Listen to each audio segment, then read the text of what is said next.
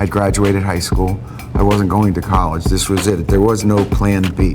It was music or nothing? No plan B. Dorothea Bongiovi, Jon Bon Jovi, this is your new place. Welcome, JBJ Kitchen.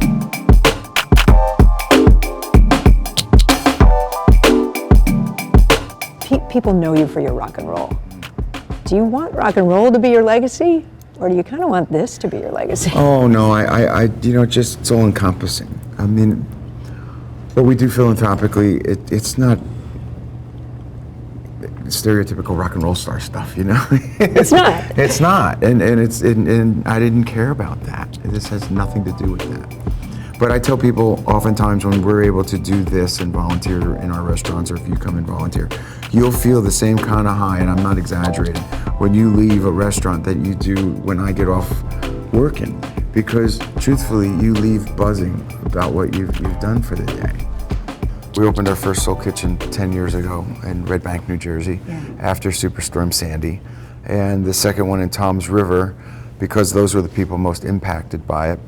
Now what we realize is that there were kids in colleges that were hungry. The Soul Kitchens are a community restaurant where the model is you pay it forward. If you leave a 20 on the table, it paid for your meal and the cost of somebody's meal next to you. For those who cannot pay, and you'd never know the difference, they volunteer. The tough part is for people with the stigma is that to self-identify. So we try to make that process as simple as possible. They come in, we ask them, have you dined with us before? We explain the model, and then they're given the choice. If they want to volunteer and participate, they can. If they just want to pay it forward, they swipe their meal. It's like a meal plan. So it empowers everyone and anyone to participate in the model. You're a kid from New Jersey. You ever stop and think about how this all happened? Oh, sure, every day. You know, I mean, we wrote Who Said You Can't Go Home, you know, I mean, it was the state song so yeah. I did it. I think people know that song. Yeah, but it's just... I might know all the words. Thank you. Yeah, every day, every time you sit down and think, I get to do a job that I love to do. And I still get to do it at the level that I've grown accustomed to, so it's a blessing. I read that you were a janitor in a recording studio. Well, I was a gopher. I think that's a better... You were a gopher in a recording studio. Sure. You know, when you're doing something and you're at that early stage of your career, you'll do anything. And at that time in my life, I had an opportunity to be a gopher in a recording studio. I graduated high school. I wasn't going to college. This was it. There was no plan B. It was music or nothing? I had no plan B. And did your parents like that? You know, I was fortunate enough that the drinking age in New Jersey, and this is relevant, was 18, which meant that you could play in a bar at 16. You could slip in there and pretend to be 18. So I was already doing it. You were making it already. And so my folks were like, well, you know, you don't really have great responsibility yet. Try, keep going. And by 20, I had a record deal. You guys are finishing each other's sentences. 30 years married. Yeah. Pretty big accomplishment in the universe of musicians. I mean, that's... There's other people, though. I mean, yes. I think that, you know... Bono and Bruce and us, and there's a lot. And Patty, and married to Keith Richards. Oh, yeah, Patty. Yeah. That's true. That's true. I don't know, just... Rock stars get a bad rap, you know. Unjustly, I might add. Has this philanthropy sort of become what you do as a couple? Well, we do a lot of things, but this is one of them. Yeah.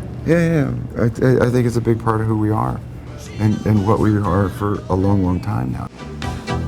Working for a man, she brings home her bed. You're going on tour again this summer. Yeah.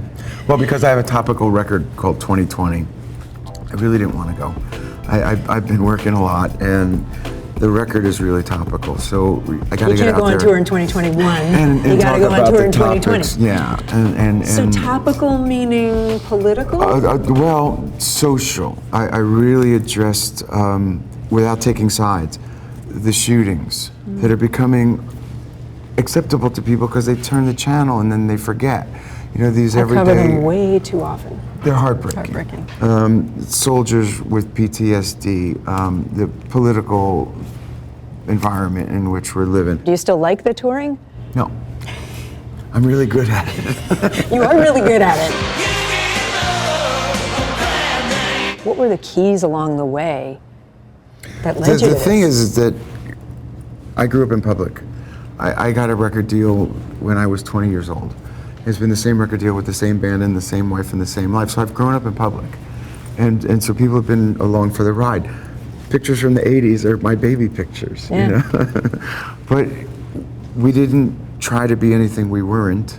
It just grew up and people came along that journey. Some got off the ride, some got on it later, but it continues to be my journey. And I don't think there is a destination. I think No. that you start out thinking, oh, you know, if you were playing in a club, oh my gosh, you heard the song on the radio, oh my gosh, that was a milestone. Like all these milestones, and then you just end up where you are one day.